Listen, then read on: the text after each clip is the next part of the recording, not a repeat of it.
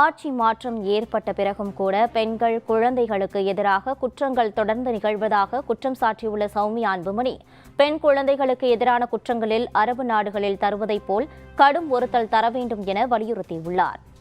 தமிழ்நாட்டில் 2026ஆம் ஆண்டில் ஆட்சி மாற்றம் ஏற்படுவதற்கு காரணமாக இருந்தது பெண்கள் மற்றும் குழந்தைகளுக்கு எதிரான குற்றங்கள் கட்டுப்படுத்தப்படாமல் அதிகரித்ததுதான். ஆனால் ஆட்சி மாற்றம் ஏற்பட்ட பிறகும் அதே நிலை தொடர அனுமதிக்க கூடாது.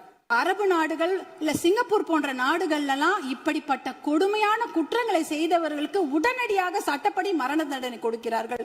அந்த மரண பயத்தையும் உயிர் பயத்தையும் தப்பு செய்தவங்களுக்கு நம்ம கொடுக்கணும். அப்படி இருந்தாதான் இந்த பெண்கள் குழந்தைகளை காப்பாற்ற முடியும். வேற வழியே கிடையாது.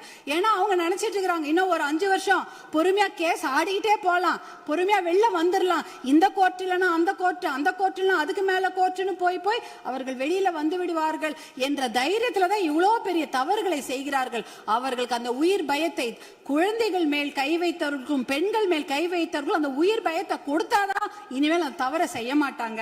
அதுக்காக இனிமேல் நாம பொறுத்தது போதும், பொங்கி எழ வேண்டும் என்று மறுபடியும் நான் உங்களை வேண்டி விரும்பி கேட்டுக்கொள்கின்றேன்.